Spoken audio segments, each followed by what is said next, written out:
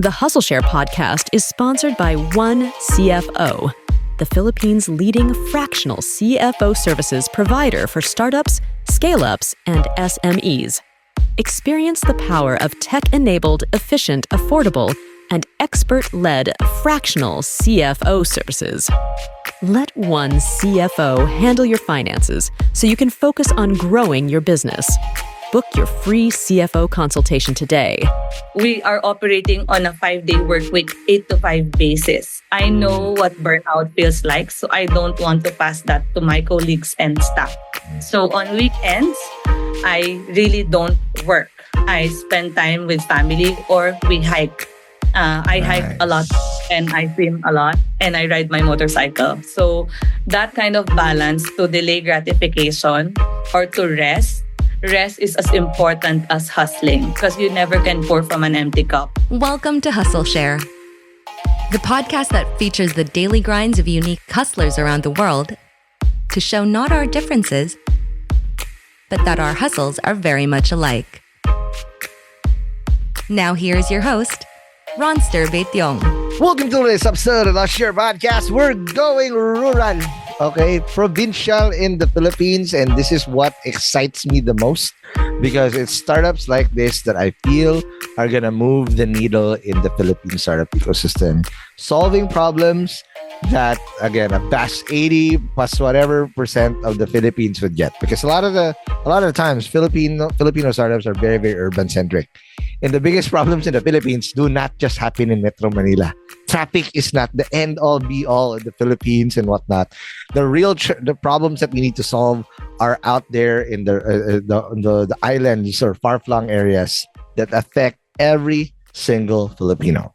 Now, this startup has been doing that incredibly. And shout out to Raya Buensuceso of Kaya Founders, said, hey, you should interview this founder. She has an amazing story. It's like, all right, bet, let's do it. I've had a lot of Kaya Founders portcos in this startup, and Raya does not give a recommendation lightly. So without further ado, let's welcome to the show the founder and CEO of GoEden, Miss Juca Lacsina. Whoop, whoop. Welcome to the show, Juca. Thank you, Sir Ron. I'm pressured and honored to be here. So thank you for taking the time to interview and get to know our story. Don't call me Sir Ron naman. I feel so low with that. Just call me Ronster. Ron. Oh, come on. We're just winding down and talking about the hustle that you guys do. Again, congratulations. I heard a lot of good things about you, but I'm also equally as naive. So if you're a listener and you don't know much about GoEden, they are not a cheese company, okay? The way when I hear Eden, it's like, uy, cheese, uy, almusal. That's what I think about. And that's what we're going to have to clarify today, because we're going to have to ask you the $1 million question. Juca, what's your hustle?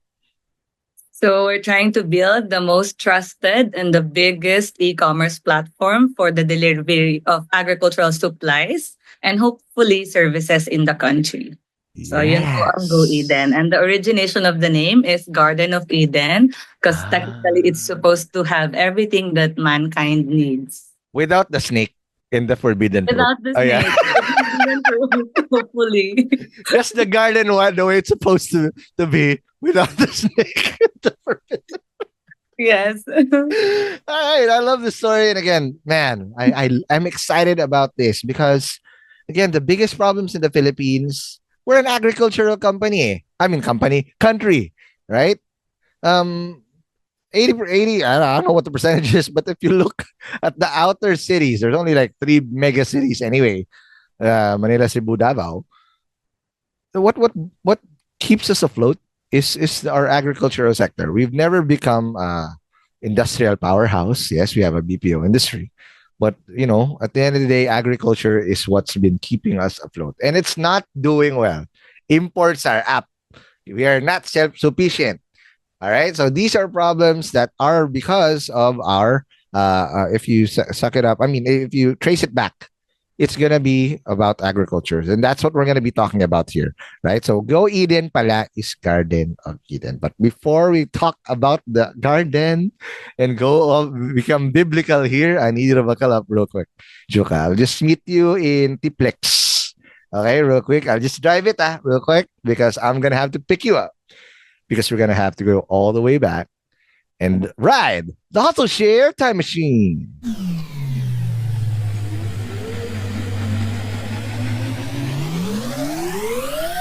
All right, sounds good. So again, I'm looking at this from afar. All right, and correct me if I'm wrong. You are in Tarlac. GoEden is headquartered in Tarlac, Yes right? po. I'm not gonna assume, but let me just clarify some things. Okay, so you're in Tarlac. Did you grow up in a farm?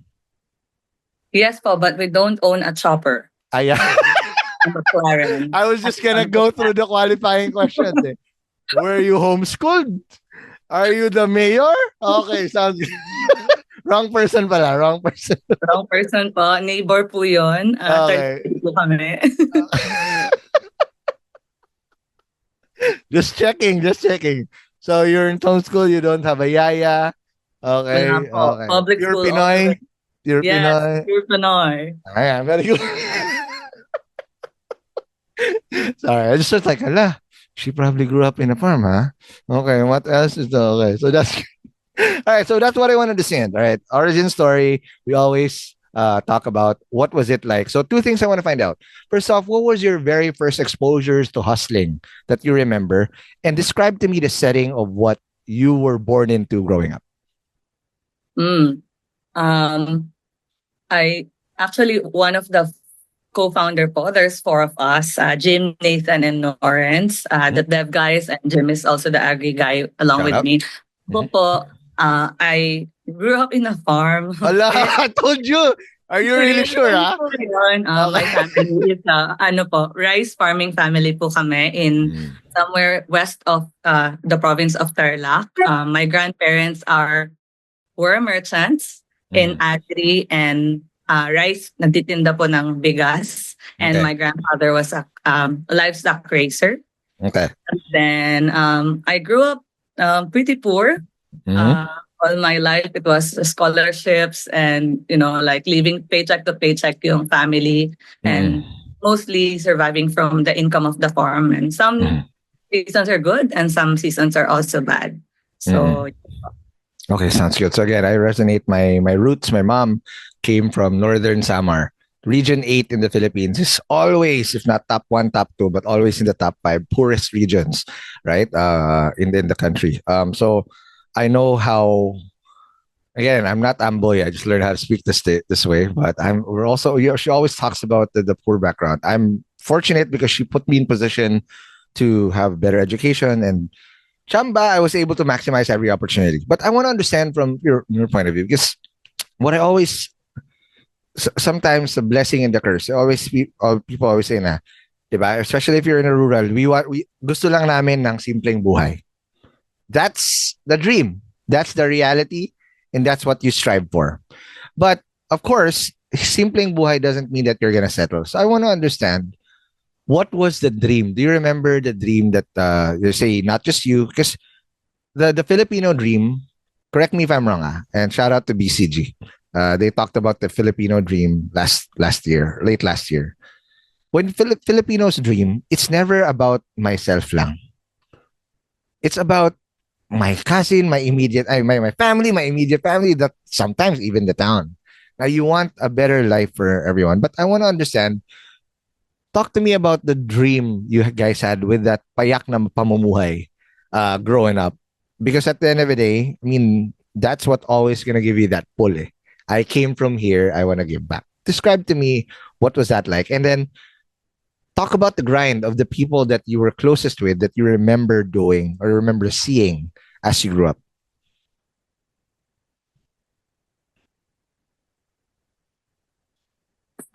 Siguro po for us, the farmers, my uncles and my grandparents, as at a very young age, I was bringing snacks. Yun po yung task ko. I need to bring snacks to the farm. So from our house, I had to walk a few kilometers. You didn't use the chopper? Bakit? Wala po. Okay. Rough roads only and back roads. So I had to walk. I had to bring the lunch and the merienda of all our workers po sa bukid. So 4, 5, as early as my malay na, I would understand how hard it is to be in this kind of industry. And yung bahay po namin until 2019, it was made out of, it's a literal bahay kubo. It's bamboo slats, twigs ng bayabas, and like poles of melina, paper, commonly known as paper Yep. tree. So I Yep. grew up without a clear understanding of the social and economic stratification in the Philippines. Akala ko lahat ng tao, they're like this, they live like us. Until I went to college and understand, there are rich people pala. Parang, and I, it was clear to me, I belong here in the lower income family bracket pala. So, ganun po. But growing up, I guess, we were always raised to be grateful for three things. One, good health. Second, good family. And third is the food on our plate.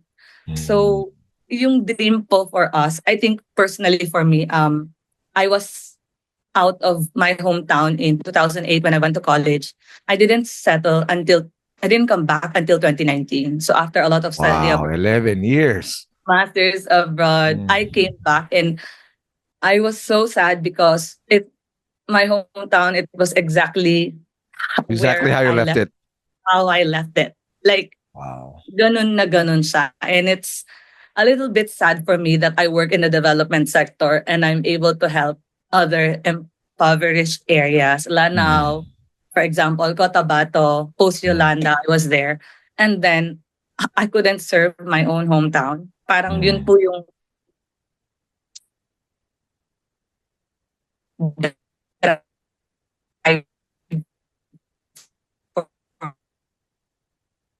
on a personal level.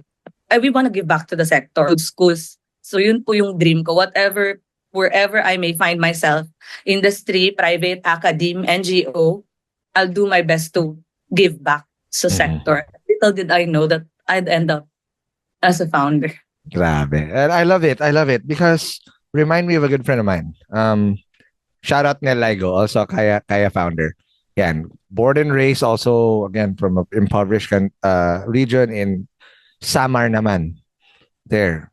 Yeah, he had to go somewhere to I think he studied in Cebu and then also was sent around the world to open, but he always came back to solve the problem. And this is why this is the most, now I get it. Now I understand what Raya means na, okay, Ron, you should have Juca in the thing. So first question, so now you've decided. You mentioned earlier that it was all through scholarships. Because here's also, correct me if I'm wrong, sometimes the blessing and the curse of a small town. The blessing is you be grateful, blah, blah, blah. It's great. Again, yeah, but there's not a lot of progress. But once you start making out, there's only two sides to it sometimes, unfortunately. Either, wow, I'm proud of you. You represent as well. And insan ko yan, or I know her. Or sometimes, yabang na yan, or like that. So it's that. It's the thing. And both are true in terms of existence, but the reality, it's why are you mayabang? Just because you're able to do that. What people don't understand sometimes, and this is also what I do, like whenever I go overseas, represent the Philippines, whatever, I represent the flag. I represent my last name. I represent the heritage that, hey, a batang kamuning can get it done. But for you, that's what I want to understand. So walk me through the path of how you were able to break the generational curse. Because it can be a generational curse. And obviously, education is the path towards that. How did you build that path before you went sea turtle mode and went back to help out your town in Tarlac? What's the first step?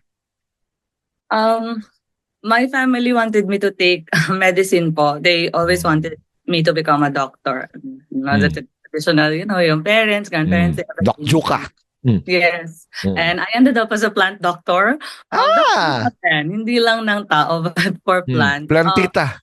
But doctor. I guess po parang I was being realistic with my dreams, with the pressure of having to provide yung shortest timeline that I could give back. Correct. And provide for my family and not become a financial burden. Yes. And I told them, sure, I want to be a doctor, but that's like 4 years in bachelor's plus 6 years in medicine. Tama. And I don't have, and I'm not sure if we have like enough resources to fund me to go to med. Mm. So I said, okay, we have resources, we have land, but then yung mga uncle ko po, it's not their passion, I guess. I guess they're tired of really tilling the land. Of course, it's not easy. It's so hot. We're planting rice under the scorching heat of the sun, like 4 Grabe. a.m. until 2 or 1 p.m. hanggang matapos po yun. Then we'll continue later, 4 or 5, pag medyo down na yung sun. I wouldn't blame them exactly. So it was just a leap of faith for me po, since we didn't have enough resources to go to a review center. I Mm. just took the cut and I crossed my fingers and prayed Mm. that hopefully I'd pass. Kasi I didn't take any other exams na po to other universities. So Wow. parang it's all or nothing for me. And Mm. this is the university for agriculture. So I want to be here. Mm. So yun po. Thankfully I passed. Mm. And I went to college through scholarships lang po. Lahat. That's not lang. Scholarship is, man, it's a ticket to success. It's never lang. You don't earn a scholarship if you don't have the meritocratic path of being the smartest student, one of the smartest students in the country. So that's not lang. So you should be proud, and I'm pretty sure you are. But which campus did you end up with? Because obviously, I'm not sure if they do that in Diliman or in LB. Los Baños po. LB po. LB. Oh, yeah. There you go. So walk me through real quick your UP journey, because here's the thing that amazes me. Okay, you're a Maroon. Okay, you're also a Spartan. I don't know what the Tsukuba thing is. Yeah, Michigan State Spartan, right? And also Yes. you're in from the Jersey area. You have a interstate rivalry with Paulo Campos and Raya Bensuceso because they're Princeton. Yes Ayan. po. Okay, so yeah, walk me. Wait, let's go basic muna. And it's not basic to get in UP, but how did you get?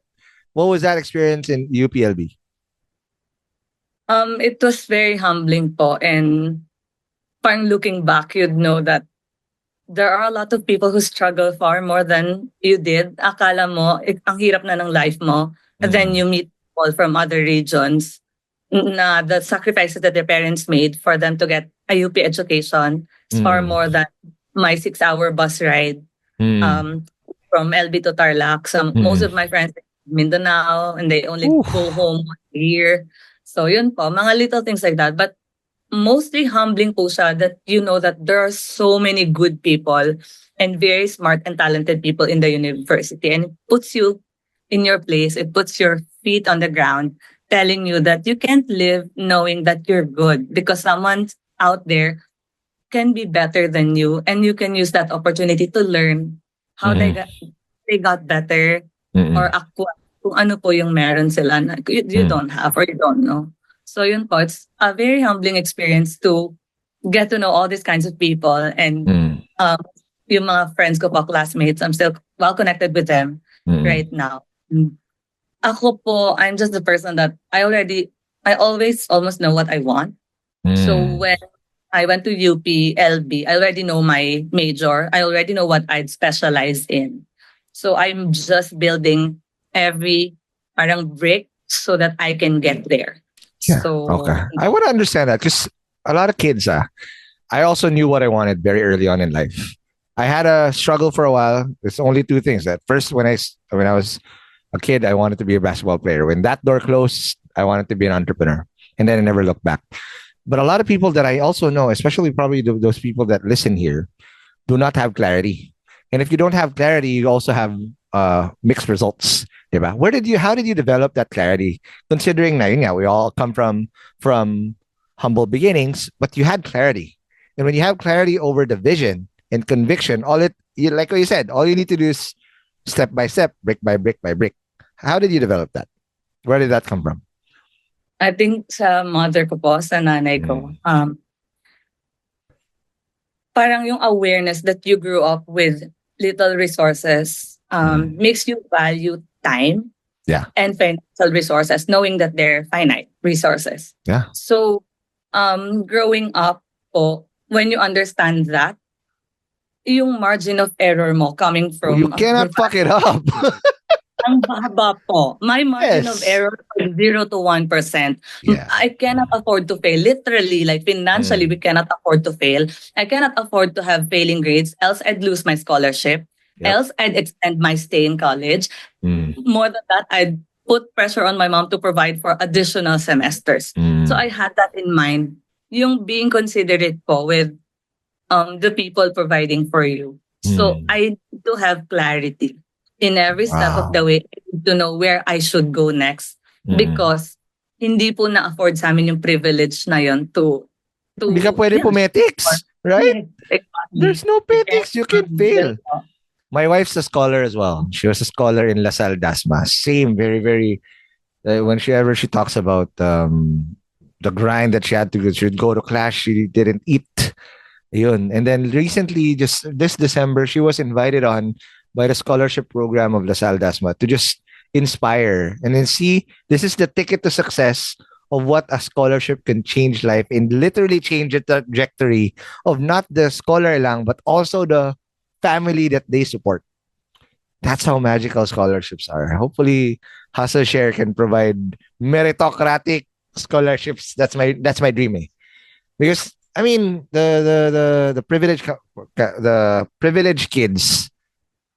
That's the mindset nga. I sometimes see like, oh my God, a kid that was born into entrepreneurship, like a child of a Chinoy, and it's not their fault. Not their fault. They're lucky. Or child of an executive. Their mindset and their confidence, grabe. Like they have a head start. But us poor people or from poor background, you have a handicap. Talo ka na kagad by default. And it's a miracle when you beat it. Because even when you get to your destination, what it feels like is I'm not supposed to be here. It's like, why am I here? I don't see many of us. It's like chamba, right? Yeah. Do you feel that way too sometimes? Sometimes po, but yung mindset din po na, yes, it's not their fault and they're blessed to have a parang bigger leeway or room for failure, mas better safety nets. But for us, yun po, you can spend your days griping or you can spend your day acting on your situation and deal with, play with the cards you're dealt with. Yun lang naman siya. Correct. And that's it. If you're given lemons, then make a lot of lemonade or lemon pie. Okay. I want to ask one more thing about the UP experience because I will keep asking this throughout your inter-campus experience. Because I'm pretty sure it's going to be a common theme. What was the biggest struggle? Being away from home, being a student, did you work? How did you make ends meet to make sure na, yun nga, no margin of error, but you also need to make ends meet. And of course, get over the biggest struggles that you had to go through. Financial struggle po siguro. I was raised pretty independent. I know how to do household chores. I hand wash my clothes. Lahat methods of saving money, I'll do it. I join a lot of QuizCon in crop science and other subjects. Ganyan, I joined them for additional allowances. My allowance po, my entire UP life is 1,000 pesos a week. So if you eat 3 times a day, times 7, that's 21 meals. On average, kung 21 times 50, magkano po? Sorry, wait lang. I'm bad with math. Don't expose me. Okay. So kulang pa. Kulang. Deficit ako ng 50 pesos for one meal. Okay. And I have to buy my toiletries. I have to ride the jeepney. So I have to photocopy a lot of notes. I have to pay projects, fees, internet. Yun po. So, there are days that you have to drink more water for breakfast, between lunch. Yun po yung mahirap. I guess going to class hungry, wanting to eat more but you can't because you're trying to save your money. It has to go through from Monday hanggang Sunday. So yun po. But looking back, you survived. You're okay. You turn out just fine. So okay naman po. And I'm grateful that my family's providing. But it was really the struggle, yung money. I couldn't join a lot of field trips. I would always asked the professor if I can do a written project instead para po I can Mm. catch up with grades, ganyan. But yun po, Grabe. mostly total on allowances. I'm a fan now, and we're just in the UP side of things. All right. So after this, before we take our first break, after UP, what happened next? Because again, the next stint was, oh, you did, no, Michigan State. So how did you get exposed to these international thing? And did you also start working na? When did that kind of blend in together? No po. So I saw a post lang po on a bulletin board from the Office of International Linkages, and it says like a semester abroad, and it was a competitive selection, and I know we didn't have the money, so it was a moonshot. And I just told my advisor I want to apply because I want to see what agri looks like for temperate regions or subtropical agri, how different that is. Michigan is not very temperate. It's cold as hell there, by the way. Super cold. Yun po. So I just applied and luckily I got selected. And then eventually there's supposed to be 5 of us there and the 4 did not push through. So I got fully funded po. I went there alone. I was 17. It was my first flight in my entire life. Oh my God. And then you went to Michigan pa? I Detroit? was so scared. I was so scared. But it was so, it was overwhelming. But at the same time, like, a shocking experience for a 17-year-old kid. Right. That is incredible. So wait, so you now get to Michigan State. And Michigan State is popular, is a popular school because not from what I know, I'm a sports junkie. That is an NCAA school. They have a rivalry, interstate rivalry with the Wolverines in Michigan, University of Michigan, and obviously Michigan State. The school of Draymond Green. Ayan, sila Draymond Green that came from there. But I want to now understand. So, Michigan State, you said you wanted to see what it's like agriculture in a temperate climate, but I'm pretty sure you saw more. How did that change your perspective being in Michigan State University? Ano po, yun, I was so sad because the level of the facilities that they have for automated commercial production of everything and the facilities tractors inside the university. So parang nakakalungkot where when you think parang galing ng UPLB and then ma-realize mo ang galing ng UPLB despite the resources. Natatawid. Opo, natatawid yung mga research. How much more if we are provided with better facilities, mga sobrang advanced na microscopes, mga sa automation po, the way people harvest field here, lahat automated. Pag-harvest ng blueberries, cranberries, ganyan. So, it makes you think, bakit ang hirap nito gawin sa atin? And of course, it's a combination of a lot of things. Funding, politics, policy, political will to do things. So, yun po. I think, lumaki lang po yung mundong ginagalawan ko. Na, we can do more. We can dream bigger pala. Kaya naman, ba't kaya nila to? Kaya din natin to. Parang yun po yung mas perspective na ingrained sa akin. No, totally agree. I didn't go to the States when I was 17. When I was 13 and I sold my first company, that's the first time I got to the States. But every single time I go overseas, you're right eh. Like, how come we don't have this here? Because there's also a bunch of people that also come from the Philippines. How come we don't have this here? I don't want to come back. Dito na lang ako. But every single time, whenever I go out overseas, and I think it's this common thing between us too, is that you come in and like, shit, how can I replicate this here? And how come nobody's doing it? Instead of feeling bad for ourselves. And I think that's a key testament to a sea turtle. What Kaya says na. Yeah, Nell's the same. You know, go overseas, been thrown around the world to solve problems for Unilever or P&G.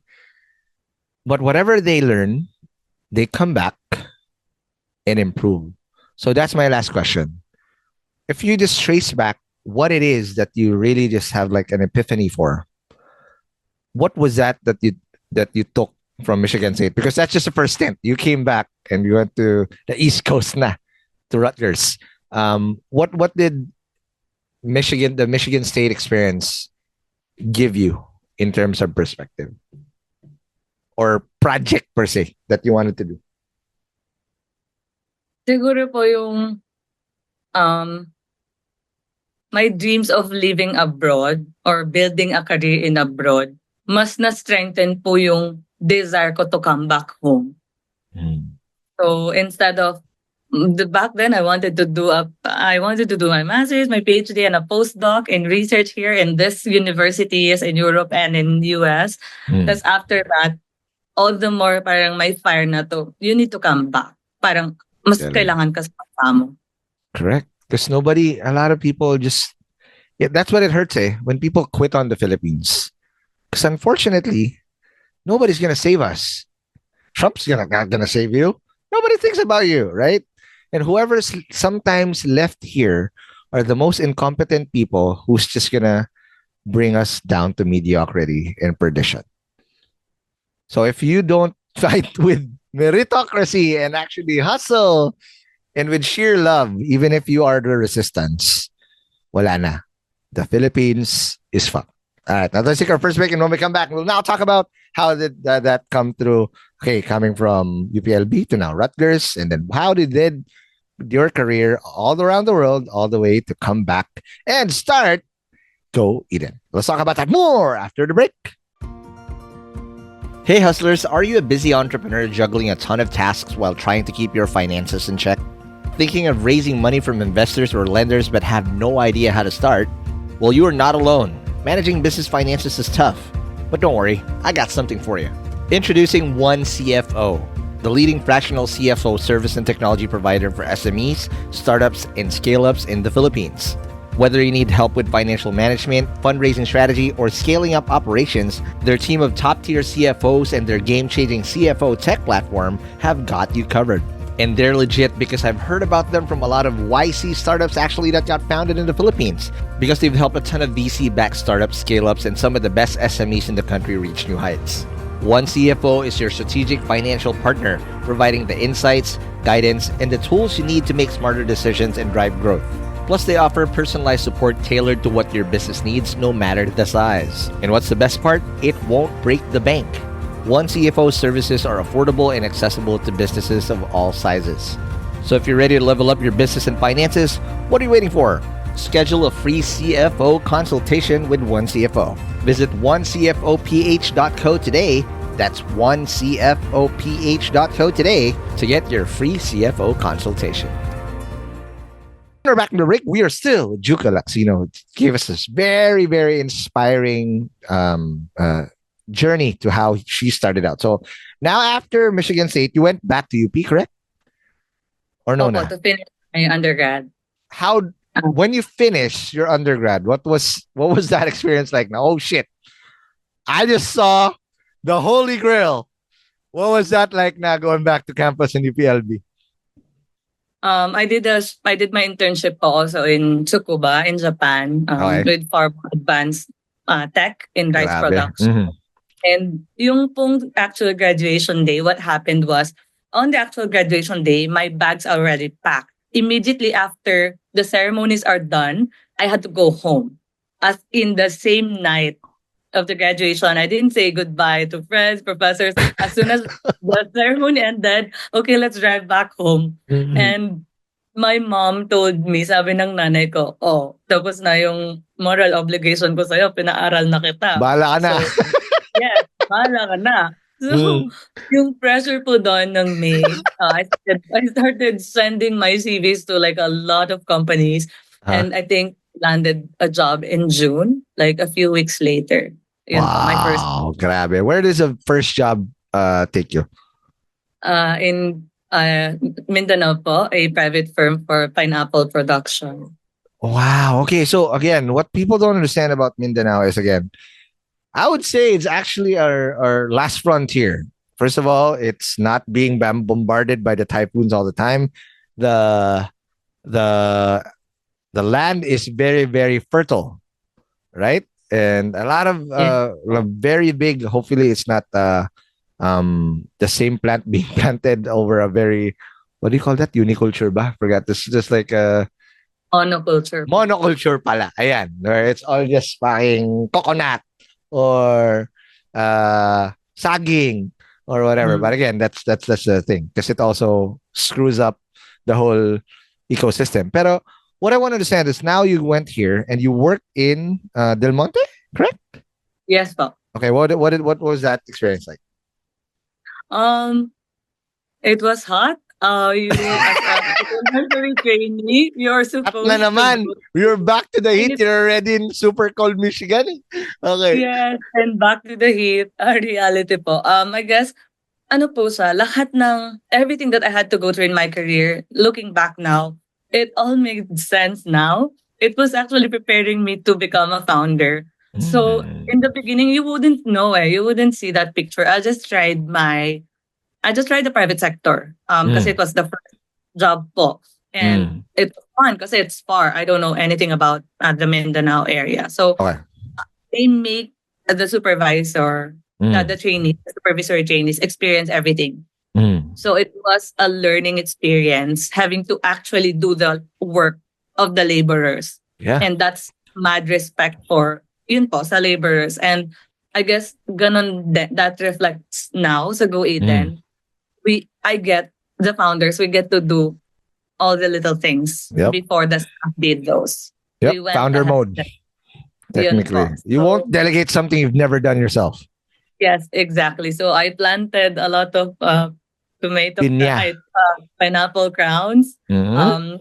Shift was super early. I was first shift supervisor. Parang 3, nasa field na kami. What? And about 3 a.m. until 12 noon. And then you get exposed to all facets of the operation. The So yun po. aswang's just on the way home at 3 a.m. after Opo. eating. Okay. Yeah, so yun po, learning by doing approach po sila doon, which is fascinating because really I get to understand every little thing that affects production. Okay, so now you got your hands dirty. I mean, you've gotten your hands dirty now a bit during the farm, but again, this is a different crop. But it wasn't a big long stint. After this 4 months, you went back to Tarlac. Is that correct?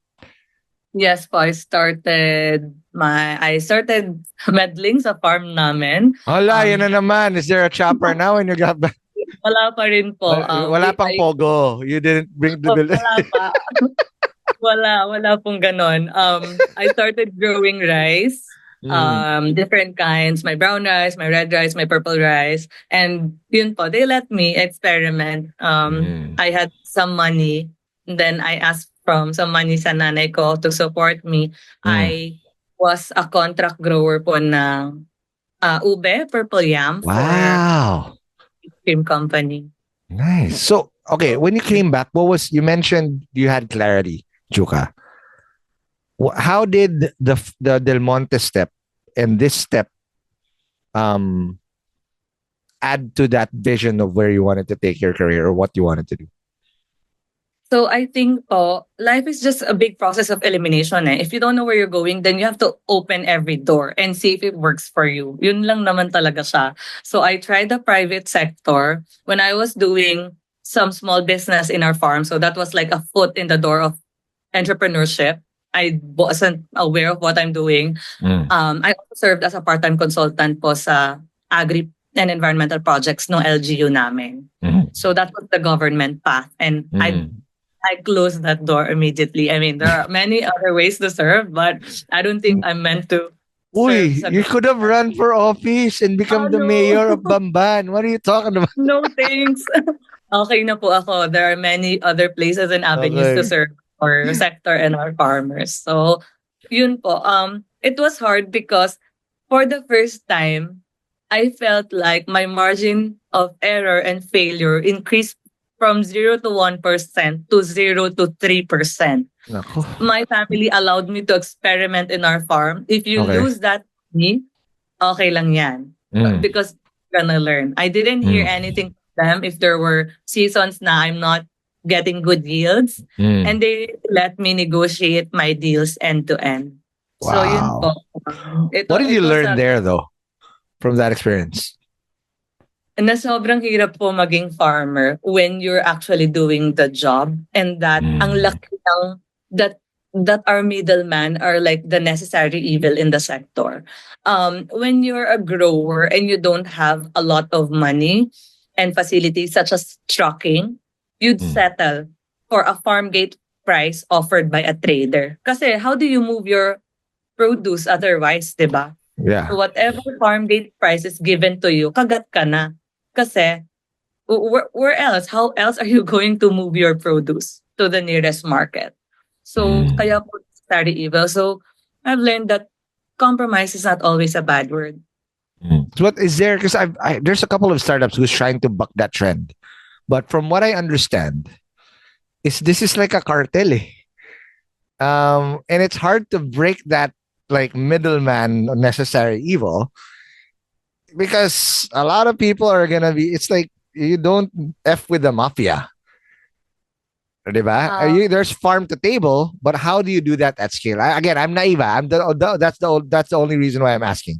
Because you mentioned it's a necessary evil, but who gets the short end of the stick is the one that hustled the most and actually toiled to get this done. Because at retail, where it's being sold, the margins are tenfold. right. And these startups are also the middleman. They just replace the middleman by being the middleman ng produkto. Ah, So ganun you can't din. replace the middleman. It's a So nice story, but ganun din. yun po yung sinasabi ko. But there were times, I guess, in the 90s and early 2000 where this kind of behavior in the market was more rampant. The trader Mm. who's loaning inputs or money to these small-scale farmers, lock-in contract yan. There are also the traders who's gonna buy back the produce at a price mostly that they will dictate. Eh. So, yun po yung predatory part on that transaction. But if there are startups who are trying to break that behavior and more cautious and more giving sa farmers natin, then we are glad. But Yeah. yun po yung reality that some areas na sobrang layo ng site, walang farm-to-market road, walang trucks, you compromise. Yeah. There's Wala. no other choice. You're held at gunpoint. It is what it is, right? Exactly. Technically.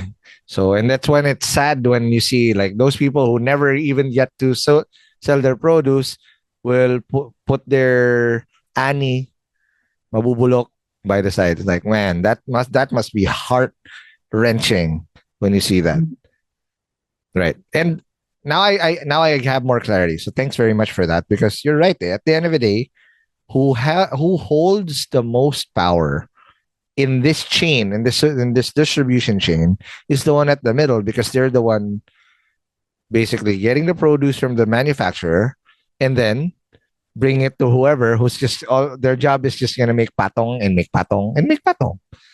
But it is what it is. Okay. Now, if that's a necessary evil, and you now understand that it's a process of elimination, what's the next step? Because I feel like there's a road to an epiphany here, Juca, that obviously led to GoEden, or it's probably GoEden is just one step to that ultimate goal. I don't know what that is, and we will hopefully you can tell us later. But what's the next steps that you saw? Because there's a necessary evil. Lugi na from the get go. You're lugi, and when you're lugi from the get go, it's just your stockpile. You're digging yourself a deeper grave. What was the next step, and how did you then try to like add more to your arsenal para when you come back, may palag? I was trying to access other markets po, supermarkets. That's why I entered into contract growing. Private institutions like an ice cream company that would need purple yam. I supplied, nag-abide ako sa terms ng contract. And then after that, they asked me to expand to 10 hectares. I only did 1 hectare po at that time. Yes, we may have the land, but to expand to 10 hectare would mean a 7-digit investment. My family doesn't have 7 digits any point in time. I don't have 7 digits any point in time. So my goal was get a day job and ipon so that you can have your capital. So when the time comes, you can go back with the expansion plan. I don't want to trouble or burden my family because what if it fails? It's embarrassing.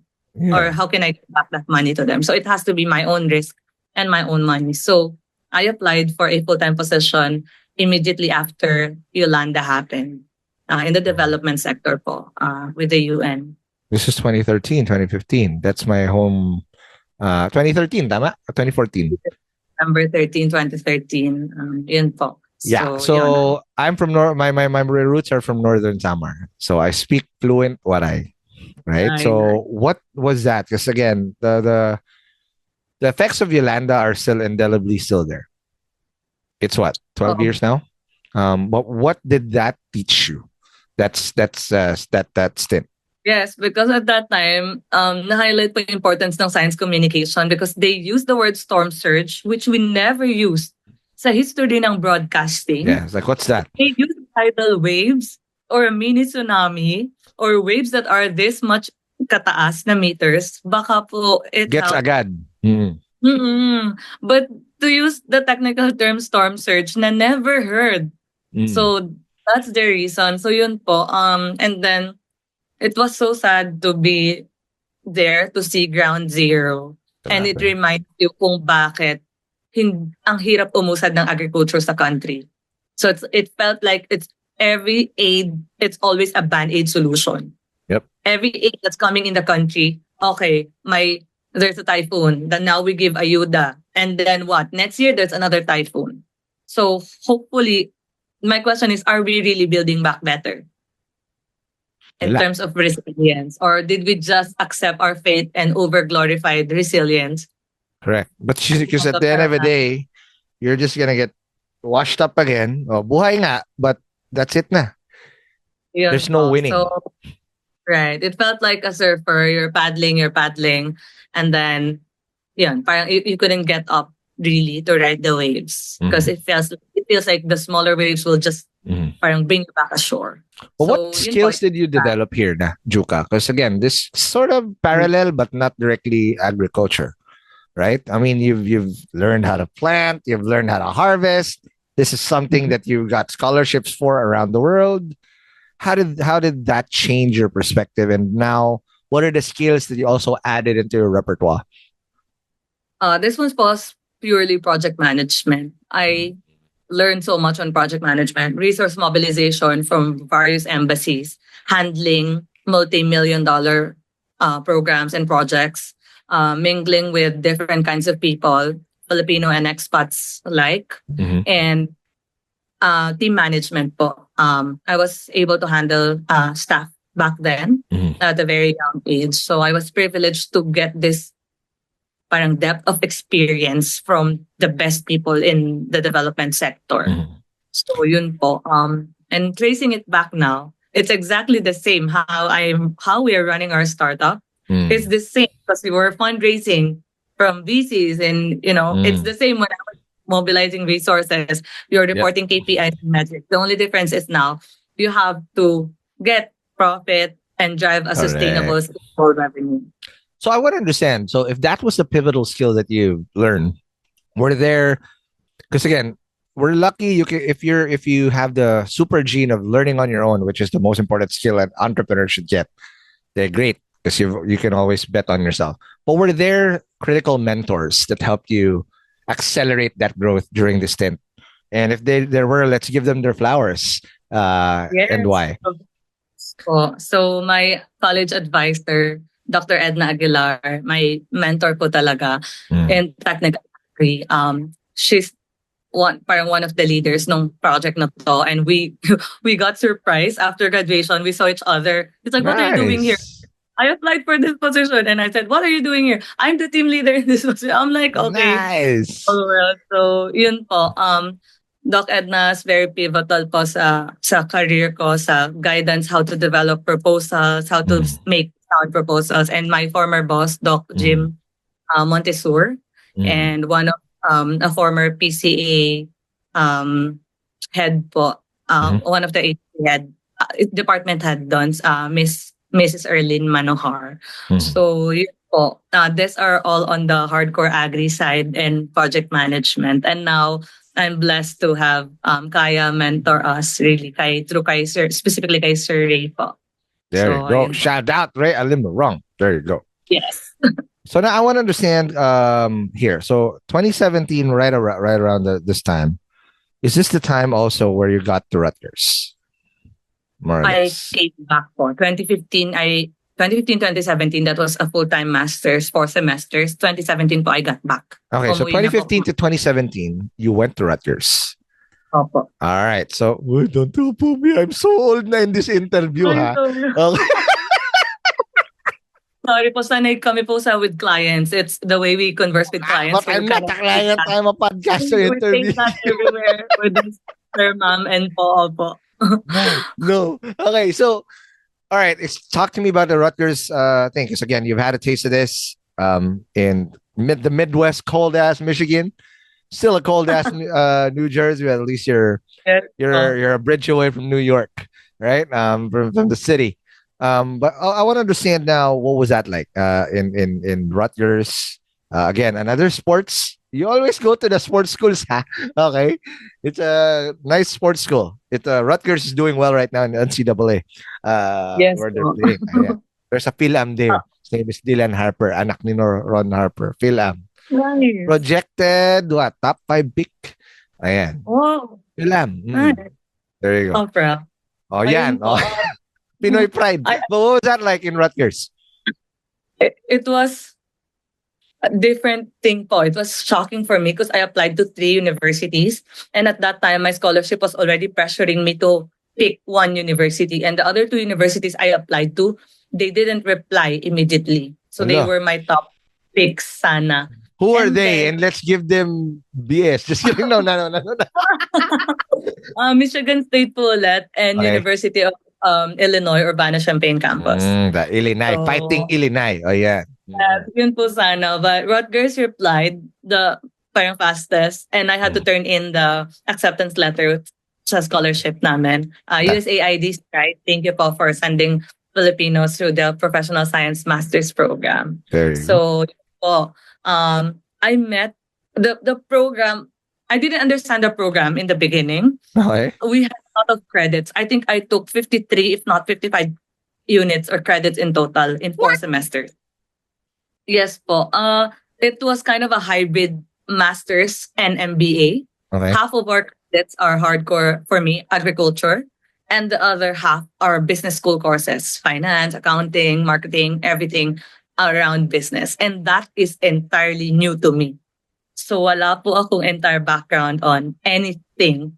And it was so scary to sit in a room filled with smart people. There were other scholars there from Fulbright, from other scholarships. And then every discussion, when you look at the room, everybody seems to get what the professor is saying. And I'm just like, there, di ko gets. It's calculation, supply chain. I don't get this. So it sobrang shocking po siya. The amount of effort I had to give in my business courses was twice as much as I had to give in my Right. technical agriculture How close were you courses. from quitting? Quitting was never an option po. Wow. I had a poor grade once Okay. in a PhD class. And eventually naitawid naman po. But it's also through Rutgers where I met my co-founder, Norens. Shout out. Tech guy, IT guy, UXD specialist, and we met in all the business courses. And then we co-founded GoEden. Perfect. So, but wait, this is a struggle, and I love that the only option, again, by virtue probably of what we were born into, what you were born into, is like, you can't step back. You have to go through the wall. But this wall is made out of, it's not even limestone. It's made out of probably obsidian or something, or made of diamond. It's really rock hard. How did you plow through, and how did you compensate to catch up if you felt like everything that the professors were saying was technically gibberish? I read a lot po. I consume a lot of reading materials on my own. And I don't stop until I don't understand a topic. So I would maximize consultation hours with the professors. And I ask even the most simple questions, like, how did this math doesn't make sense to me? So please explain it, because we're going to another complicated math topic next week. And I don't want to assume that I already, or pretend that I know this. Because if you don't get A, good luck to B. Yeah. Right. Ayun po, ganyan. So yun po, you get, I get tutors from friends. I ask them to help me, but mostly po consultations with the professors, and they're kind enough to extend hours, learning hours with you one-on-one. Juca, I have a question, and this is going to be a bit of a tangent, right? So I love the tenacity. I love the focus. I love the hustle. And this was all done through your 20s, if I'm not mistaken, right? Opo. But I feel like there was a trade-off. You didn't really get to have fun as much. What was that intentional? Do you felt like you missed out? The reason I asked this question, not because I'm trying to do it, because in your 20s, it's where you have the most capacity for physical abuse to your body. Once you hit 30, patay na. Katingko comes in, white flower comes in. You're not gonna keep up as much. All right. But there's trade-offs. If you choose the path where it's all YOLO and you don't work hard or whatever, you're gonna play catch up and you're gonna be playing the insecure game when you get to your 30s. Or you hyper focus and you level up like a crazy guy. Yun lang, there's a trade-off. You miss out on life a little bit. And you don't really miss out because if you're really having fun, then you're just not missing out. But would you feel like you missed out or you intentionally sacrifice several things in order to give yourself a better chance? Para the margin of error isn't 0.3 anymore. What's that like? I guess po, hindi po ako believer. I'm not a believer of extreme things in life. I'm a believer of balance in everything. The discipline that I have or that I practice now was the discipline that my mom trained me. So when I was young, in my grade school days, I'm only allowed to play and watch TV Fridays, Saturday night. Sundays, no play because Sundays for church. No TV allowed on Sunday. So Monday to Thursday, after school, after 4 o'clock, you come back sa bahay, you remove your uniform and you change clothes. My sets of notebooks are put on top of the table and they're marked page by page on which subject has a homework. And I have to diligently finish those if I want to catch up on TV or if my cousins are still awake to play. But no homework done, no playtime allowed. So because of that discipline, college was so easy for me. I mean, not easy. UP was hard. I mean, the discipline to get things done before doing gratification. It's second nature na. So parang ganun po. And even in life, people see me. I wake up so early. 4 o'clock, 2 a.m. I start driving to delivery areas, meetings with farmers, co-ops, clients. But we are operating on a 5-day work week, 8 to 5 basis. I know what burnout feels like, so I don't want to pass that to my colleagues and staff. So on weekends, I really don't work. I spend time with family or we hike. I hike a lot and I swim a lot and I ride my motorcycle. So that kind of balance to delay gratification or to rest is as important as hustling because you never can pour from an empty cup. I absolutely fucking agree. I love that. I love clips yun. That's a clip right there that you can input. Because I totally agree, right? I mean, hustle, you can only do it in like pukpok, as in pukpok, grabbing pukpok. You can do it in spurts, but it can never be the status quo because when you run out of gas, it's just like in a car. If you're good luck, you're in the middle of nowhere, driving in rural Tarlac, for example, right? You run out of gas and you didn't take into consideration that you have to gas up. Patay, right? You can't go full every single time unless you gas up. So I love how you said that because again, it's totally true. You cannot pull from an empty cup, but you're able to really compartmentalize the discipline that, hey, this is work, this is recharge, right? And yeah, it takes a while. And the sooner you have that discipline, and I love how you built that discipline, easy, second nature at that point, right? So now you have this. Rutgers, you're able to play catch up. But this is this where business Juca was born and you're able to also get the co-founder na? Is this also the time where you thought of, hey, co-founder Lawrence, right? Lawrence ba? Let's build GoEden. Lawrence. And okay. If I'd be hindi po. At that time, the terms of the scholarship was to come back to the Philippines and serve the exact amount of years you did your master's. So technically, that's 2 years in any industry. So Oh. on the safe zone, I went back to the same organization when I went back in Mm. 2017. Okay. But there's one thing that struck me the most. One of my friends, Jason, is very into startup. He lives in Davao as an engineer. May sticker sa laptop niya. Nakalagay, bayan o sarili. Every Wow. day, that sticker, nagpa-flashback po yun sa ulo ko every day. When I was trying to decide if I wanted to stay for a PhD, I made a full decision. I want to go home because I need to go home. Mm. Because Jason, this bayan, is your fault. Your sticker is the, yes, Jason, the this is your culprit. fault. That's why I'm in GoEden right now. Okay. So how did you then, obviously you did not choose sarili. And actually it's not zero sum. Because when you serve bayan, you serve yourself also. Yes po. Bayan at sarili.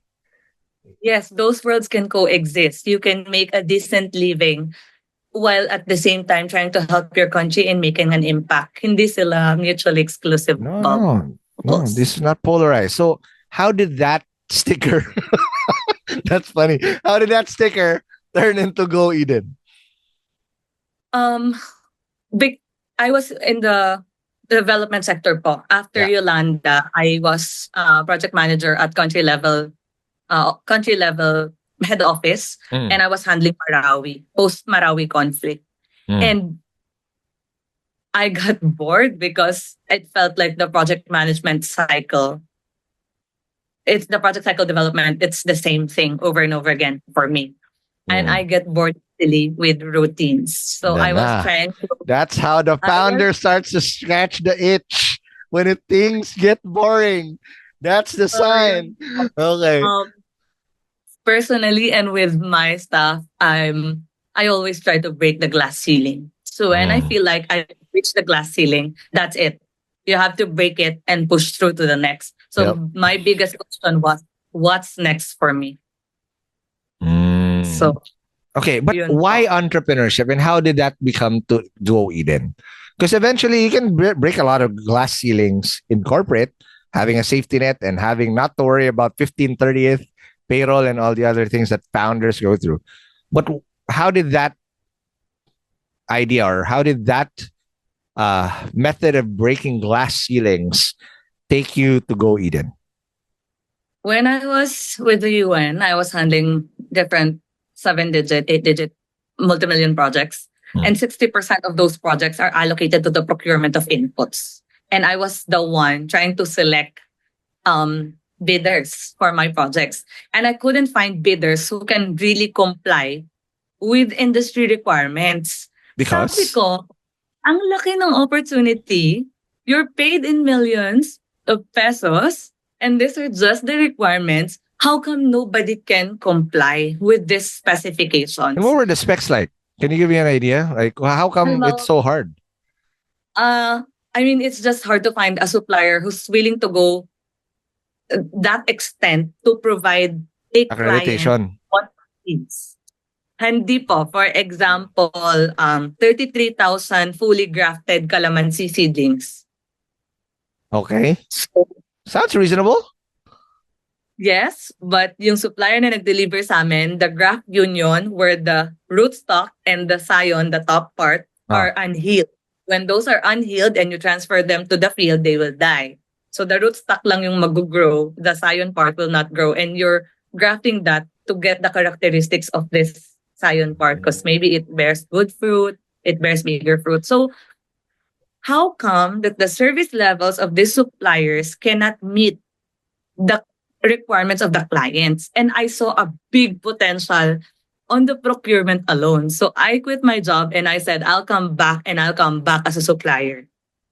Got it. Because nobody was there was a demand and the supply technically didn't exist. But how stable is the demand? Is that because what if the demand all of a sudden say Trump, like the world they did Trump just said earlier a couple days ago, nah, they're gonna stop funding the World Health Organization. I'm just throwing a random organization here. because it operates on grants. Yes How po. how So how stable is that? this is not stable because the aid agencies, they operate after a disaster or after a conflict to Got it. recover, rebuild. So this is not the main reason also, one of the reasons. And then going back to my farm, I live 48 kilometers away from the city center. Wow. Our town doesn't have a hospital, a bakery, a grocery, a pharmacy. What? And internet and phone signal is very, very hard in within our municipalities. So Okay. every time What's the municipality ba? Let's give it a shout out. Shout out San Jose. Do you just move to first class municipality? First So class. There you go. Shout out. hopefully, marami ng towers for All it telecom. takes is a pogo, a chopper. Just kidding. Hopefully, hindi Just po. kidding. Just kidding. Just kidding. So, yan pa. It's in San Jose, Tarlac. It's a very agricultural community. It has the best air quality there. Yan. And Oh. very Tourism rural. Department of San Jose, Tarlac. Mhm. So, yun po. I struggle personally. When I'm sourcing agri supplies, I have to go to the city. I have to Oh. jump from multiple stores just to get my fertilizers. Isasakay ko ng tricycle. From tricycle, isasakay ko ng jeep. From jeep, isasakay ko na naman ng tricycle. So parang ako lang ba to? Or are there other farmers experiencing this same pain point? So then, when we were brainstorming, before I was able to quit my full-time job, I was brainstorming our co-founders. Sinulat na po namin yung buong business plan. We have an almost 100-pager business plan. What? Anticipated po lahat ng problems that we're encountering now. Our market segments are defined. Everything was planned out. We did a thorough customer journey mapping, interviewing 200 farmers across Luzon to validate this pain point, to understand whether this could be a scalable business worth quitting my day job. That's so amazing. But wait lang, I have a question. Okay, this is my gripe. I love everything that you said because that's what local and regional startups should do. But here's my gripe naman. I mentor a lot of regional founders. Okay, they want to solve a problem. But Juca sometimes I want to be the biggest e-commerce subscriber of San Jose, Tarlac. And my total addressable market is 400 people. I mean, I love that they have conviction, but it's too small. It's not a venture play. And then sometimes because they didn't really do their homework the same way you did, I ask them, what's the business model? It's a subscription in San Jose, Tarlac. For example, nobody's gonna freaking do a subscription in San Jose, Tarlac. There's something there, but a vast majority, I'd say 99.9% of the time, when I talk to a local founder, they have the heart to do it. They didn't get to do the preps that you did to give yourself a shot. What did you do in that 100-pager and walk me through the steps you think you did right to give yourself a chance? Because this is not yet GoEden as we do it, but this was a lot of prep work that you did that hopefully when a regional startup founder sees this, you are a living testament na kaya eh.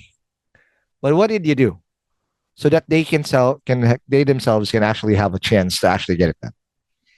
The founders, they had so many ideas. Somebody wants to solve this. Somebody wants to do blockchain. Somebody wanted to do AI. Somebody wanted to do this. And I told them, I was trying to serve as the sieve of the group, telling them, we can solve the problems of the world. Hindi tayo si Jesus or hindi tayo hindi tayo Superman. Garden of Eden lang. There. We can only solve one problem at a time, given the ano yung problem, we set parameters po eh. So what we did was we broke down the value chain. Production node, so yun, the actual agri part, financing node, harvesting node, post-harvest node. And we had a lot of ideas in every node. And I told them that, yun nga po, ano ba yung least risk, most doable, and scalable. So we had a lot of parameters. And for us, dahil nga my margin of error is 0 to 1%, I need to understand the entire picture and what the end game already looks like before I can even quit my day job. What and was the put end my- game? That was clear for you. The end game was we have three lined up businesses, and GoEden is just the start. Wow. It's like you went Doctor Strange, you saw 14 million outcomes and there's only one where you win. And you have to be Ayun. the one. The path that you choose has to be the one. Grabe. So we understood that data doesn't lie.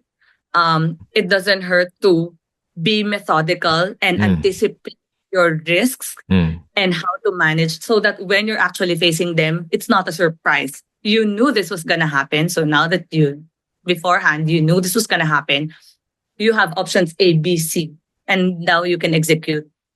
So in I terms love of it. execution, ganon po siya. So I'm very process-oriented. Even right now at GoEden, we have a standard operating procedures for all departments so that when it's for sustainability, when something happens to me, I don't know, maybe may plano si Lord sa akin, kunin niya ako agad. The business No, doesn't naman, grabe. doesn't Wait lang, ingat on those rides, ha? Okay, relax. Okay. Yes, no, but no, it's really like that. When you're a founder, you're like 10 steps ahead of your team. You're Right. already thinking if something happens with me and the business died with me, I was not a good leader. I was Correct. not a good. So you have to put all these safety nets to ensure that The pack kung mawala yung survives. isang leg ng table, yes, the table stands.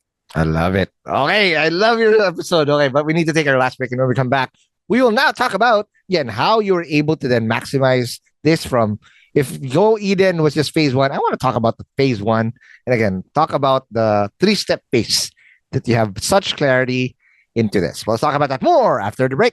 Hey hustlers, before we resume the episode, let me tell you a very quick secret. Do you guys ever wonder how we're able to consistently release episode after episode here in Hustleshare without missing a date over the past 3 years? Well, it's not just pure hustle, because I'm also running my podcast along with me running my startup full time. Now, for some of you who have listened to this podcast, you guys very well know that I created a startup that is designed to help the best podcasters in Southeast Asia to realize their full potential, which is called Podcast Network Asia. And over the past couple of years, we've achieved quite a lot in P&A, helping hundreds of podcasters create world-class episodes consistently. However, what we realize is that we are not really solving the real problem of all podcasters in the world if we're not going to productize the thing that we're very good at, which is helping podcasters solve the two main pain points of a podcaster, which is number one, nobody really likes to edit their own show. Especially if you're listening to your own voice. Just like me, I cringe a lot. Having to listen to my voice for 3 to 4 hours just to release a 1-hour episode. It's no fun.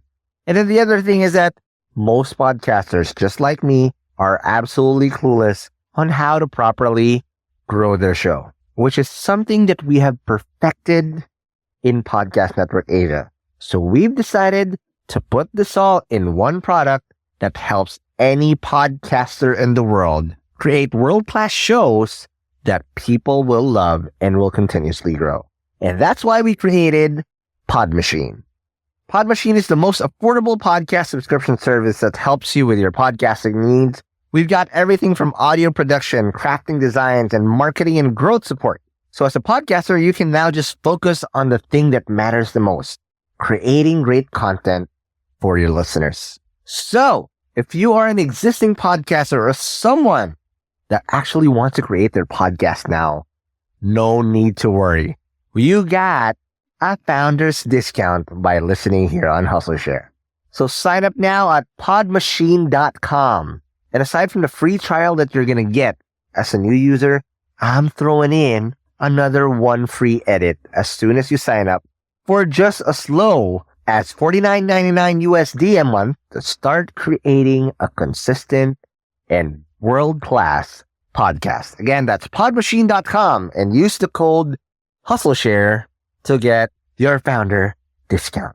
So if you have friends that are podcasters and if you want to have a podcast just like this, y'all know what to do. So just go and talk to you guys in Pod Machine.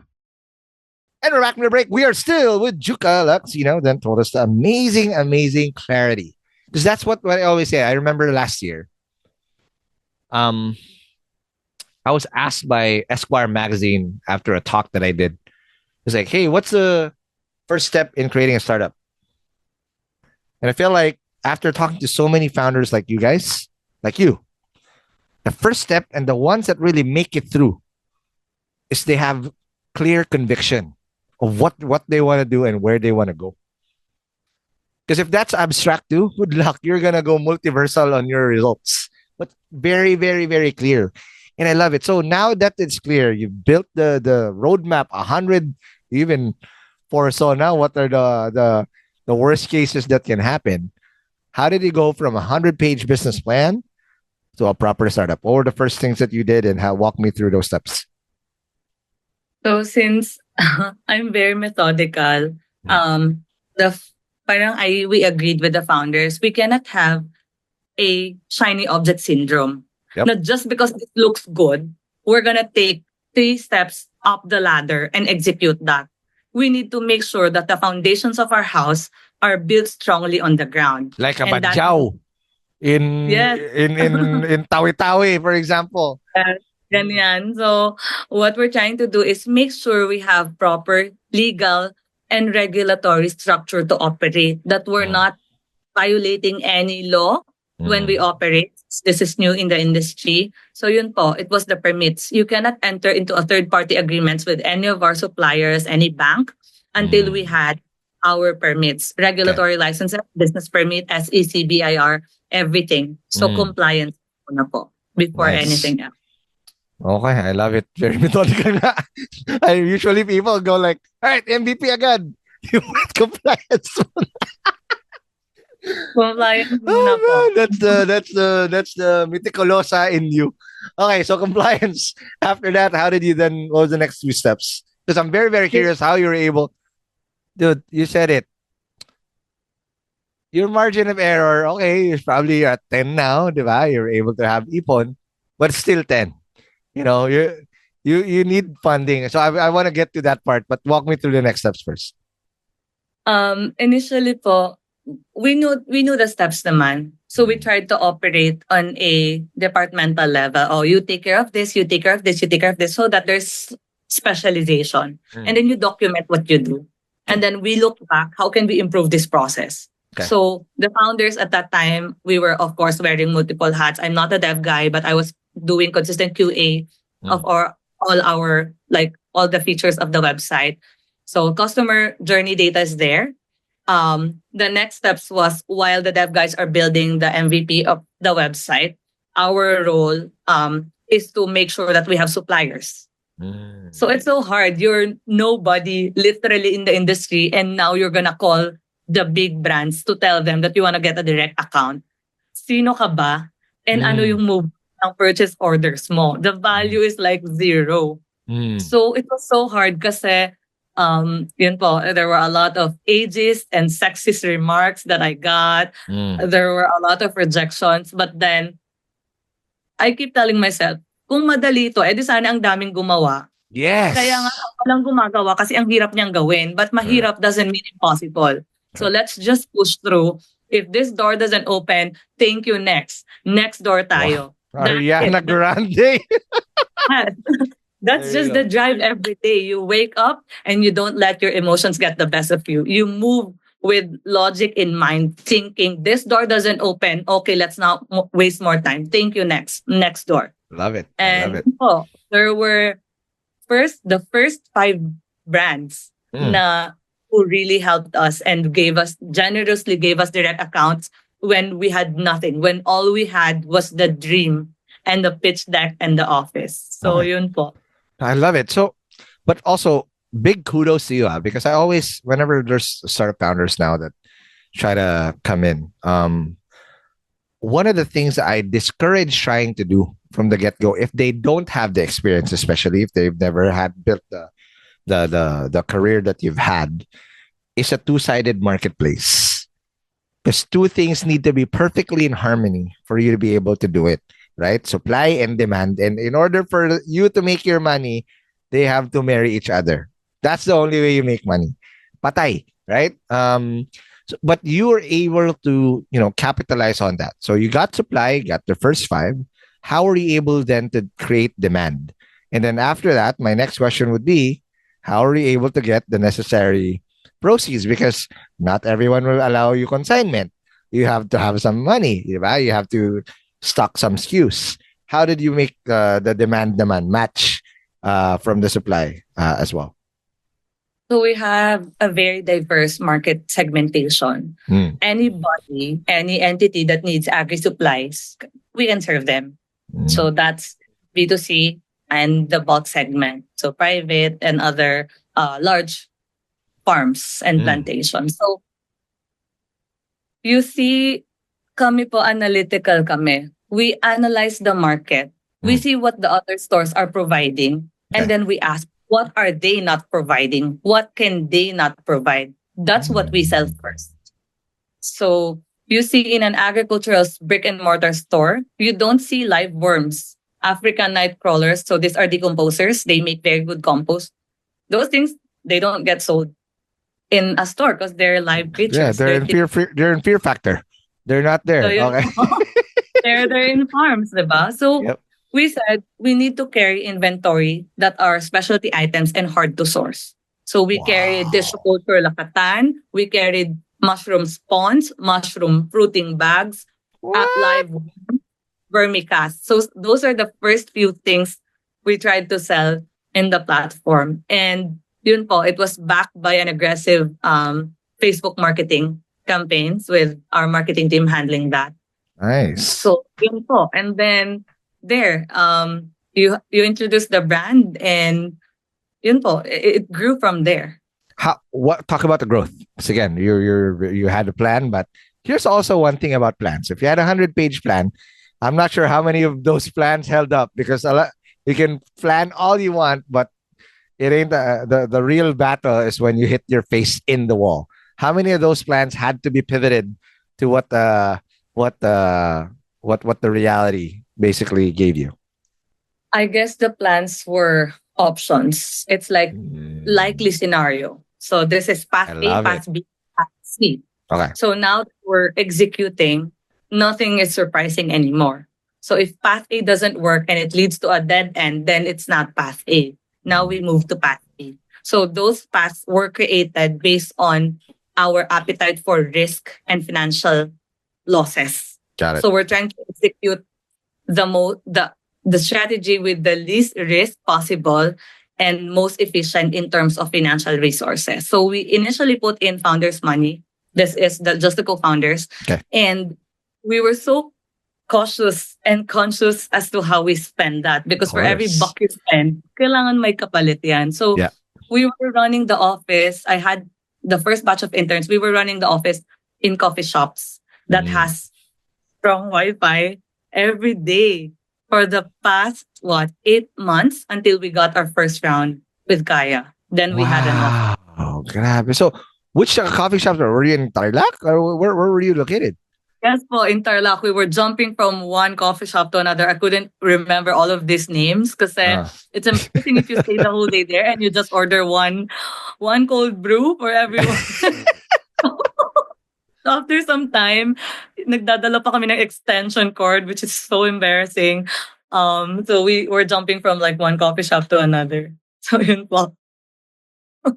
That is amazing. So I want to now understand. So you go through this.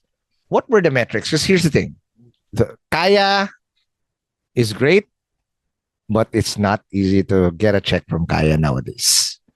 When I say nowadays, because again, they're now in Fund 2, and most likely the chances of you getting a no is more than you getting a yes. Because if you look at the investment committee of Kaya, also one of the most formidable, if not the most formidable here in the country. But what were the metrics you were able to hit that you felt like allowed you to get a check from Kaya? Honestly, Kaya came in at a pre-revenue model. They're our first pre-seed. So it was a serendipity thing because Rambo at that time emailed the Dean of College of Agriculture from UPLB po. Hmm. Hello, Dean. Dating Dean po. Shout out And Rambo, then, wherever you are now. Okay. Mhm. and in-email po ako ni Dean Peds for that. Hmm. So, and I just parang introduce myself. I want to pitch. We're fundraising right now. And then yun Hmm. po. And then they asked us sa office, it was a lot of financial projection. And I think we need more VCs like this because it's always a chicken and egg. Kailangan Yeah. nga namin yung investment so we can hit metrics. Yeah. But VC, you need metrics before we can invest. And Hmm. how about people like us? We did not come from rich families. Wala kaming, I don't have a tatay or an uncle or a friend I can borrow 10 million peso Same. from. I don't have that. Wala kaming ganon. A Yeah. bank won't loan us kasi No. wala kang cash flow. Anong Right. papakita mo? So, yun po, we're so grateful to Kaya that they invested in us, the founders, our dream, when all we had was the pitch deck and our financial projections and faith, I guess. I think I know what it is. Because if you look at the VC game, is also a game of building conviction and unanimous conviction. And the three benchmarks, technically, and a loose. Again, this is not the thing, but my guess is that it's always team TAM traction. Okay, traction obviously it didn't exist because wala pa, right? TAM, that's what you were able to articulate well in that 100-pager plan that you had, how big this opportunity is. It's not San Jose Tarlac. It's not Marinduque. It's not Siquijor Island. You understood how big this is. And again, agriculture is sort of thing. But I think the killer there is the team. Again, Juca, this is people from our walks of life are not supposed to be able to go to Michigan State, to UPLB, and fucking go to Rutgers to do MBA, right? And the fact that you checked that and you had conviction of what you were able to build, what you want to build, but also back it up in your career, I think that's it. And then I think also it's not just you. It's never just about one founder. It's about the team you were able to accomplish. That's my guesstimate. I hope I'm right, but I could be totally wrong. If I'm wrong, Raya, when you see me, slap me in the face in the basketball game. Happy to take humble pie. Ayan, but yeah, that's my guesstimate. Yes, the first part is absolutely right. That's 5.4 million Filipino farmers.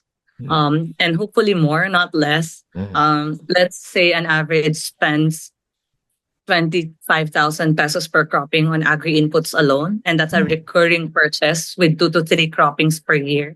You do the math. That's what the industry. Again, don't make me do it. I'm bad. That's why I have great co-founders who do that for me. So yun po. But really, I'm very blessed with my team. The reason why I have so many co-founders is because you understand that when you build something, you cannot have it all. The expertise to build a website, the UX, the front end, and the back end. I don't know how to do that. So this is a team sport. You cannot do it alone. Business meets science. It's the dev guys and the agri guys. We go together and we want to try to make a dent in the industry and make this work. And what I also love about this is this. It also shows that Kaya is willing to invest in rural, local Pinoys. Yeah. So whoever's drinking that fucking Kool-Aid, who's saying na, oy, pilam lang or apam lang, it's not true. You need to meet the fucking bar. You need to know your numbers. You need to show if IDFA, so they got the thing at a pre-revenue. But they've been able to hustle and actually show that in their own career prior. There's no free tickets here. It's not because Pau likes them lang. No, it does not operate like that. But what my challenge here to local founders here, especially if you're coming from the province, this is the level of detail you need to be at to give yourself a chance. There's no guarantee that Kaya is going to give you a chance or another founder or another fund will do it. But if Juca can do it, you can do it too. But you need to hustle like Juca and her team. Ayan. So Juca, I want to understand now. So you got the funding. What did you do to keep this rolling? So in prior to Kaya funding, we were fortunate enough to receive a 15K USD grant from Circa. So it was to digitize some parts of the business. We were building our MVP then, and then we had Kaya. And prior to the Kaya fund arriving, that every single buck in that fund is already allocated for. So the first thing we did was we rented an office space so that we no longer have to become parasites of multiple coffee shops. And yun po. And until now, we're operating with no warehouse, no inventory, no stocks, and no trucks. So yun po, we're trying to How were you able to that's get this done? the Because model po this of is how infra GoEden play. Eh. works. I mean, you're a marketplace, but how are you when a transaction comes through? How do you do fulfillment? And you're in the rural places of the Philippines. Who does fulfillment? And this is a lot of these things can need to be delivered on time and on target. Okay, so for fulfillment, for retail, if the basket is assorted, it means that the items in the basket are coming from different suppliers. It passes through our HQ. But if the order is homogeneous, meaning it's just coming from one Just the brand, worms. For example, the just worms lang. You don't do bullshit. that's single handling. That's direct from warehouse or point of origin to client. So that's how it Wow. And that's also a driver of a better margin because now all of a sudden you don't have to become a logistics business and all these things because these are the things that Pau and Ray had to do at the very early stages of Lazada, of Zalora, in order to receive COD because they're B2C. So in nature, this is almost B2B, B2B to C. So that's good. But how, walk me through the traction na. Okay, you got the funding, you had the office. How did you generate the traction to then validate that, all right, the bet on the market is indeed correct?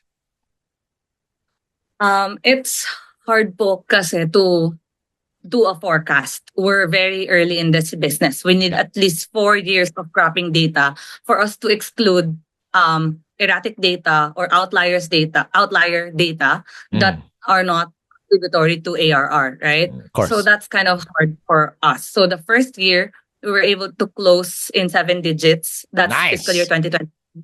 And we're able to 6x that in 2024. So we closed with 8 digits this fiscal year, and we have bigger targets for 2025. Of course, that's part of being accountable to our investors and giving back, of course, to our investors. The trust that they have given us with this amount of money, we wanna give yung worth ng halaga ng trust po na yun to our And the amount of investors. discipline also you have in yourself. I mean, I now understand why it's such a great bet. So that's amazing. Now, before I let you go, I want to understand a couple things. All right. So this is such a nice episode because we're talking about rural and hometown winners. See, it can be done. Eh? So I refuse to believe that a local founder, and I believe that unicorn, the first legit unicorn of the Philippines, will come not from Manila. It will come from the province. But this is the amount of dedication that you're gonna do. So, Juca, I wanna give you the keys to the time machine and also give advice to those people, especially provincial startup founders.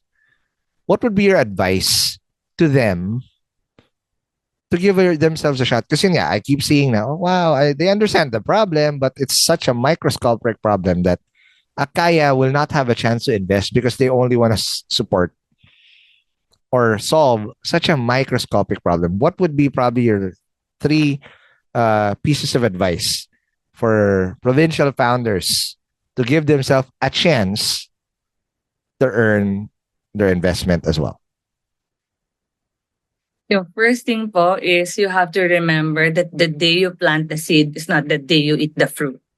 So do not rush things. I've seen a lot of people, they've been in the limelight and then boom, may SEC violation, may ganito, non-compliance sa ganito, may administrative case na ganito. So do not take shortcuts.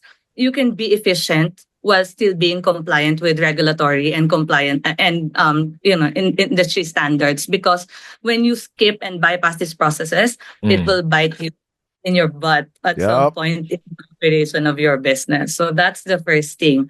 Second is, if you're like me, if you have a very low margin of error, anticipate your risks and your problems. You need to be 10 steps ahead of your game. You should be able to see every single door and where it leads to before you even actually handle that doorknob. So there's no harm in sitting down and stepping back and not just hustling and like moving every day. Yeah. There's value in sitting down and understanding how the process works. And third is, yun po, the traditional. I think for me is, do not be obsessed with your product and do not chase the limelight. So for me, I'd rather spend my time problem solving. I mean, honestly, I I asked this to VCs. I asked this to our mentors because I feel pressured because I'm the only one not posting on LinkedIn. And I'm like, how do these people find the time? Because when I wake up in the morning, 2 a.m., I'm driving to Bugyas, Benguet. And when I get home, I can't even like open my phone or, like I'm so tired to just even have the energy to post anything on my sock med. So I'm amazed as to how these people are able to balance their schedule, but I can't because the demands of our work is more physical than desk work. So for me, you chase real impact. And real impact is not always publicity on social media. Real impact is when our farmers tell us, salamat po, we have received our order. We had a good seed. We had a good germination. The fertilizer worked well. The drip irrigation was perfect. Yun po yung definition ng impact sa amin. So I guess the third advice is, do not chase the spotlight. Chase the problem. Find the friction you're trying to alleviate. And from there, just work. There's no harm in working behind the limelight, behind the curtains. You just work kasi when a tree grows, it is silent naman eh. That is absolutely amazing. What a killer way to actually wrap this episode up. Totally agree. I'm just gonna double down on that. There was a guy who posted in Startup PH literally a couple of days ago. And he started talking about like, hey, you know what? There's apparently startups in the Philippines who are making north of $10 million every year. And they're not even posting here. They're just lurkers. I'm like, yes, absolutely. A lot of them are here. You're a good example of that. Maybe not $10 million, but the real people that hustle do not want the fucking spotlight. The only time they go here is they get the spotlight when I made them budol to go to the spotlight. No, but the reason why I want to put this out is I want to put when the real founders that are just fucking killing it are heads down, hustling to solve the problem. They don't have a PR campaign. They don't have time for that shit because this is when you look at the traction slide in their deck, the work speaks for itself. The TAM speaks for itself. The team speaks for itself. No hype needed. The only reason why I want you guys here is because I want to show na kaya pala. This is how it's supposed to be done. Not hype. DBTH. Right? You don't buy the hype. That's what Minette Navarrete says. And the ones that get checks are the ones that are actually of this stature. So I love your episode. I'm rooting for you. I'm a big fan. Raya, you called it right. Super idol, Juca. But before I let you go, and again, what's next for you guys in GoEden, and invite people over if they want to support, invest, whatever, buy some worms or products that only you guys can provide. Ayun po, thank you po. We just closed a round with Wavemaker. This is our pre-seed extension round with Wavemaker and with Kaya supporting Ito this Paul round. Strats again. There you go. Ayun po, we're grateful for the trust po for this investment and hopefully we can scale bigger this year. What's next for GoEden? Our strategies are already in place. we just have to deliver them in the most efficient process possible this year. So That's amazing. we're still listening to advice. We're still listening to perspective of other people that might be seeing things we're not seeing, since we've been looking at this industry for the longest time. So we're grateful for the support po and pieces of advice of our mentors. And more than that, we look forward to serving more farmers this year. So we have served 72 out of 82 provinces in the country. And we look forward to serving more island provinces po, as long as our 3PLs can reach you. Ayun po, you can order sa goedenph.com or chat us on Facebook so that we can support you with your technical questions regarding agriculture. So Soon yun po. enough, you'll have a chopper, but you'll earn that from Okay lang naman po chopper, mag-drive. motorcycle na chopper, Harley Davidson. Okay, there you go. Sorry po. Just kidding. But again, congratulations. Super duper big fan of what you guys know. But before I let you guys go, follow us on whatever podcast app you're listening to, Spotify, Apple Podcasts, or wherever you listen to podcasts. And if we did say some jargon, it's going to be the show notes on hustleshare.com. Also, big shout out to the supporters of Hustleshare. And if you want to be a supporter of Hustleshare, just like the brand to support this, please do visit premium.hustleshare.com. Again, Juca, thank you very much. Thank you very much din po for having me. All right. And I'll see you guys in the next episode. Peace.